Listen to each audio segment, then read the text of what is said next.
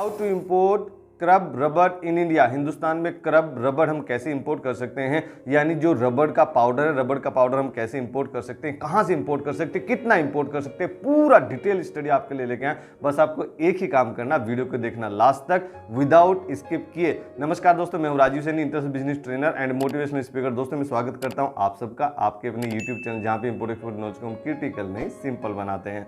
तो फ्रेंड्स, अगर हम यही बात कर लेते हैं कि रबर जो है, रबर का जो पाउडर है यानी क्रब रबर हम कहां से इंपोर्ट करते हैं, सो उसमें सबसे पहले पायदान पे आता है चाइना। चाइना इसका जबरदस्त एक्सपोर्ट कर रहा है और हम चाइना से इंपोर्ट भी करते हैं। तो चाइना से कितना इंपोर्ट हो रहा है, चाइना से जो इंपोर्ट हो रहा है क्रब रबर का यानी रबर के पाउडर का, वो हो रहा है, चाइना कितना एक्सपोर्ट कर रहा है 39.8 मिलियन यूएस डॉलर का वो एक्सपोर्ट कर रहा है। सेकंड नंबर की बात करें तो सेकंड नंबर पे कौन आता है, सेकंड नंबर पे आता है USA, united state of America. United state of America कितना इसका एक्सपोर्ट कर रहा है, united state of America crumb rubber यानी रबर के पाउडर का कितना एक्सपोर्ट कर रहा है, रबर के पाउडर का वो एक्सपोर्ट कर रहा है 29.2 मिलियन यूएस डॉलर का। थर्ड नंबर की अगर मैं बात करूं कि थर्ड नंबर पे कौन सा कंट्री आती है, थर्ड नंबर पे फ्रांस आता है। फ्रांस इसका कितना एक्सपोर्ट कर रहा है, फ्रांस 22.5 मिलियन यूएस डॉलर का पर ईयर एक्सपोर्ट कर रहा है क्रब रबर का यानी रबर पाउडर का। अगर फोर्थ नंबर की बात करें कि फोर्थ नंबर पे कौन सी कंट्री आती है, फोर्थ नंबर पे आता है UK, United kingdom. United kingdom 21.4 million US dollar का एक्सपोर्ट करता है। फिफ्थ नंबर पे कनाडा आता है, कनाडा 20.7 मिलियन यूएस डॉलर का क्रब रबर यानी रबर पाउडर एक्सपोर्ट करता है। तो ये जो टॉप सोर्सिंग डेस्टिनेशन मैंने बताया, वहां से लेके आप इसको इंपोर्ट कर सकते हैं। अगर मैं बात करूं जीएसटी या import duty, GST import duty कितना लगता है, उससे पहले बताओ बेसिकली जो हमारा ट्रेनिंग होता है ऑनलाइन भी होता है ऑफलाइन भी होता है, उसको आप ज्वाइन कर सकते हैं। उसमें आपको सिखाते हैं आप कैसे आप बायर फाइंड करते हैं, बायर सप्लायर को कैसे फाइंड करते हैं, सप्लायर को वेरीफाई कैसे करते हैं, कोई पार्टी फ्रॉड तो नहीं उसको कैसे आप आइडेंटिफाई करते हैं, पेमेंट टर्म क्या होता है, इनको टर्म क्या होता है, मेरे से पेमेंट टर्म क्या है, कस्टम क्लियरेंस कैसे होता है, अपना प्रॉफिट मार्जिन कैसे इंक्रीज करते हैं, पूरा डिटेल में आपको सिखाते हैं। आपको 100% ट्रेंड करने की गारंटी रहती है और ट्रेनिंग के बाद में आपके पास में हेल्प डेस्क सपोर्ट भी रहता है जिसका आप यूटिलाइज कर सकते हैं। अगर मैं जीएसटी की बात करूं कि जीएसटी कितना इसमें लगता है, तो इसमें बेसिकली आपको 18% जीएसटी लगता है। जब आप इंपोर्ट करते हैं तो जीएसटी लगता है, जब आप एक्सपोर्ट करते हैं तो जीएसटी आपको नहीं लगता है। और इंपोर्ट करते टाइम आपको अगर क्रब रबर आप इंपोर्ट कर रहे हैं यानी रबर का पाउडर आप इंपोर्ट कर रहे हैं तो आपको 18% का जीएसटी लगता है। और अगर आप पूछेंगे कि सर इसमें इंपोर्ट ड्यूटी कितनी लगती है, तो 10% इंपोर्ट ड्यूटी लगती है और वो भी सीआईएफ वैल्यू की। जो आपकी सीआईएफ वैल्यू होती है cost insurance and freight, cost insurance and freight, CIF value पे ही जीएसटी लगता है और सीआईएफ वैल्यू पे ही आपका इंपोर्ट ड्यूटी लगता है। और गवर्नमेंट की जो इंसेंटिव और बेनिफिट मिलते हैं जब हम एक्सपोर्ट करते हैं तो वो एफओबी वैल्यू पे मिलता है या कॉमर्शियल इनवॉइस वैल्यू पे मिलता है। सो ध्यान रखिए, जब आप इंपोर्ट कर रहे हैं तो आपको सीआईएफ वैल्यू पे ही जीएसटी लगता है और सीआईएफ वैल्यू पे आपको इंपोर्ट ड्यूटी लगता है। इसमें 10% इंपोर्ट ड्यूटी आपको लगता है। अगर एचएस कोड की बात करें कि एचएस कोड क्या है, तो ये 40 नंबर चैप्टर में आता है और 04 इसका सब चैप्टर है, तो इसका एचएस कोड बन जाता है 40 यानी 40040000। इसको आप इजीली रिसर्च भी कर सकते हैं। अगर मैं प्रोसीजर की बात करूं कि प्रोसीजर क्या है इंपोर्ट करने का, यानी इंपोर्ट कैसे किया जाता है, तो इंपोर्ट करने का प्रोसीजर बिल्कुल सेम रहता है, सभी प्रोडक्ट के लिए सेम रहता है। जैसे कि आपको प्रोडक्ट सेलेक्ट करना है, प्रोडक्ट तो आपने ऑलरेडी सेलेक्ट कर लिया कि मुझे क्रब रबर इंपोर्ट करना है यानी रबर का पाउडर इंपोर्ट करना है, बुरादा जिसको बोला जाता है, बुरादा पाउडर रबर क्रब रबर इंपोर्ट करना है। प्रोडक्ट आपने सेलेक्ट कर लिया, फिर आपको मार्केट सेलेक्ट करना है, किस मार्केट से आपको इंपोर्ट करना है। सो मार्केट के नाम मैंने आपको बता दिया कि कौन कौन सी कंट्री जो इसका सबसे ज्यादा एक्सपोर्ट कर रही है, वहां से आप इसका सिलेक्शन कर सकते हैं कौन सी मार्केट से आपको सस्ता मिलेगा। आप वोल्जा का डाटा भी ले सकते हैं। सप्लायर आपको फाइंड करना है तो सप्लायर और बायर के लिए आप वोल्जा का डाटा ले सकते हैं। हमने भी वोल्जा का ही सब्सक्रिप्शन लिया हुआ है, आप भी उसको ले सकते हैं, वो हमें बेस्ट लगता है, इजी टू यूज है और यूजर फ्रेंडली है। आप बेसिकली सप्लायर जब फाइंड करेंगे फिर सप्लायर को आपको वेरीफाई करना है कि कोई पार्टी फ्रॉड तो नहीं है, उसको आपको वेरीफाई करना है, फिर आपको पेमेंट करनी है, या फिर आप एलसी में काम कर सकते हैं, उधारी में एलसी में काम कर सकते हैं, या फिर 100% आप एडवांस भी पेमेंट कर सकते हैं। अगर आपका बायर जो सप्लायर आपका जेन्युइन है, आप उसके ऊपर आपको ट्रस्ट है, तो आप 100% एडवांस में पेमेंट कर सकते हैं, या फिर डीएडीपी में भी आप काम कर सकते हैं, या फिर सबसे सेफ जो है दोनों पार्टी के लिए, इंपोर्टर के लिए भी और एक्सपोर्टर के लिए भी, सप्लायर के लिए भी और बायर के लिए भी, वो एलसी सेफ माना जाता है। तो एलसी का आप काम कीजिए। और इसमें एक चीज और आती है जो प्रैक्टिकल हमने आप फील किया। एक सितंबर मंथ में हमारे एक स्टूडेंट आए थे, उनके साथ में एक गड़बड़ हुई, मतलब फ्रॉड हो गया था। क्या हुआ था कि उन्होंने एल्युमिनियम स्क्रैप मंगाया था दुबई से, और एल्युमिनियम स्क्रैप के प्लेस पे उनको पत्थर आ गए, स्टोन जो होते हैं ना, पत्थर आ गए। तो उन्होंने पूछा सर मेरे साथ ऐसा गड़बड़ हुआ, इसका क्या ये उपाय हो सकता है, इसका क्या सॉल्यूशन हो सकता था। तो हमने उनको बताया कि इसके लिए आपको प्री इंस्पेक्शन सर्टिफिकेट लेना था। यानी प्री इंस्पेक्शन सर्टिफिकेट क्या होता है कि जब आपका गाड़ी में वहां माल लोड हो रहा है, यानी अगर हम स्क्रब रबड़ की बात करें तो स्क्रब रबड़ जब वहां पे गाड़ी में लोड हो रहा है, वो लोडिंग के भी फोटो वीडियो वगैरह वो आपको भेजेंगे। जो प्री इंस्पेक्टिंग कंपनीज रहेगी, जो कंसल्टेंट रहेंगे, जो आपके बिहाफ पे रहेंगे, आपका आदमी रहेगा, सप्लायर का नहीं, वो आपका आदमी आपके बिहाफ पे, क्योंकि उसको आप पेमेंट कर रहे हैं, वो आपके बिहाफ पे आपको सारा पूरा प्रोसीजर दिखाएंगे, समझाएंगे, रिपोर्ट बताएंगे।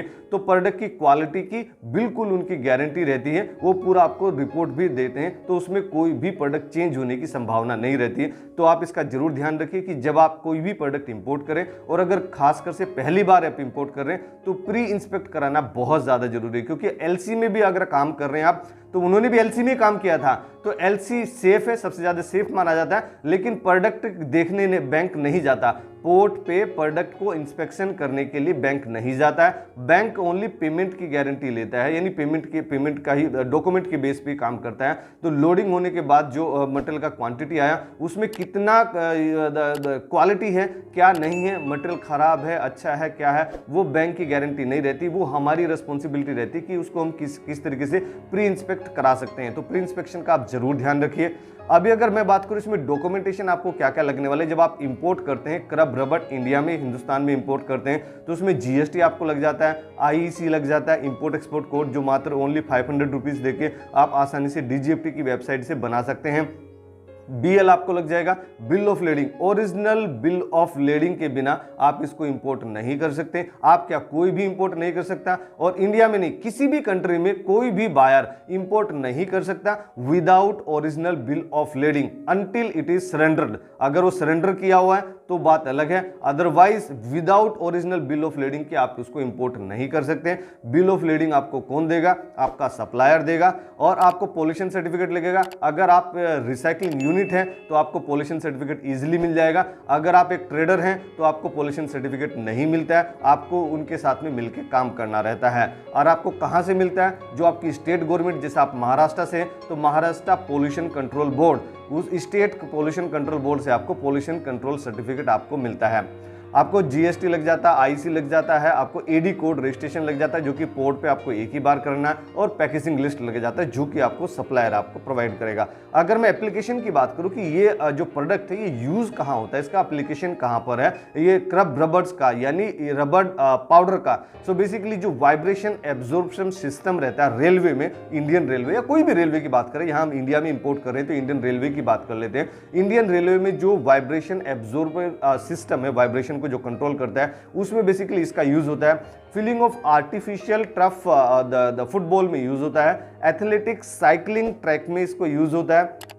रोड स्पीड रिड्यूसर, जो रोड ब्रेकर है, स्पीड ब्रेकर है, उसमें इसका अच्छा खासा यूज होता है। फ्लोर स्लैब, जो फ्लोर का स्लैब बनाते हैं, first floor, second floor, third floor, slab बनाने में भी इसका अच्छा खासा यूज होता है। डेकोरेटिव मंच के इसमें काम आता है। बेसिकली प्ले ग्राउंड में इसका काम आता है, जो फुटबॉल प्ले ग्राउंड है, कोई भी प्ले ग्राउंड आपको बनाना, प्ले ग्राउंड में इसका काम आता है। कोटिंग में काम आता है, पेंटिंग मैन्युफैक्चरिंग में इसका काम आता है, साउंड एब्जॉर्बर में इसका काम आता है। सो इतनी सारी एप्लीकेशन है, ये प्रोडक्ट खराब नहीं, आप इसको इंपोर्ट कर सकते हैं। अगर मैं बात करूं ग्रोथ पोटेंशियल की, सर ये प्रोडक्ट अगर खराब नहीं है, लोग इसको इंपोर्ट कर रहे हैं, तो ये इसमें ग्रोथ पोटेंशियल है कितना? सो अगर मैं करंट वर्ल्ड मार्केट की बात करूं कि अभी करंट वर्ल्ड मार्केट इसका कितना है, सो अभी करंट वर्ल्ड मार्केट है 1.44 बिलियन यूएस डॉलर का, and that is expected to grow up to 2.14 billion US dollar by 2030। यानी अभी 2023 चल रहा है, अभी के 7 साल के बाद यानी 2030 में ये 2.14 बिलियन यूएस डॉलर का मार्केट होने जा रहा है क्रब रबड़ का,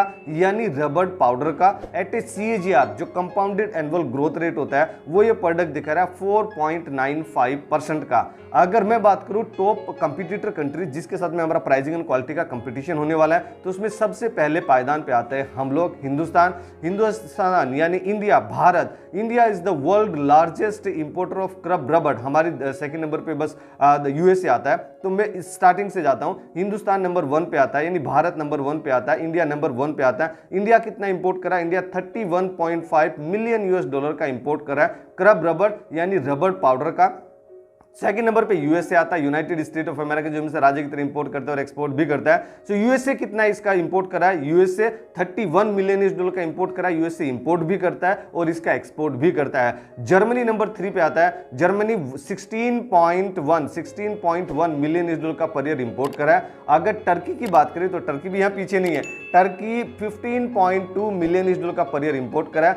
मलेशिया 15 मिलियन $US का पर ईयर इंपोर्ट करा है। तो फ्रेंड्स, अगर ये वीडियो आपको पसंद है जरूर आप इसको लाइक कीजिए, अपने फ्रेंड्स एंड फैमिली में इसको जरूर शेयर कीजिए। हर एक उस हिंदुस्तानी को शेयर कीजिए जो कि रबड़ का काम करता है या रबड़ टायर का काम करता है, रबड़ की कोई भी किसी भी प्रोडक्ट में, किसी भी कैटेगरी में वो डायरेक्टली या इनडायरेक्टली इन्वॉल्व है। और मेरे द्वारा दी गई जानकारी में अगर कुछ छूट गया, कुछ रह गया, कुछ आप उसमें एडिशनल वैल्यू ऐड करना चाहते हैं तो हम इंतजार करेंगे आपका कमेंट बॉक्स में। आपके कमेंट बॉक्स में बड़े प्यार से, बड़े चाव से पढ़ता हूं और उनका रिप्लाई करने की भी कोशिश करता हूं। और हमेशा की तरह से खुश रहिए, मुस्कुराते रहिए, ग्रो करते रहिए और हिंदुस्तान का एक्सपोर्ट बढ़ाने में हमारी मदद कीजिए। Let's do export together. Thank you very much.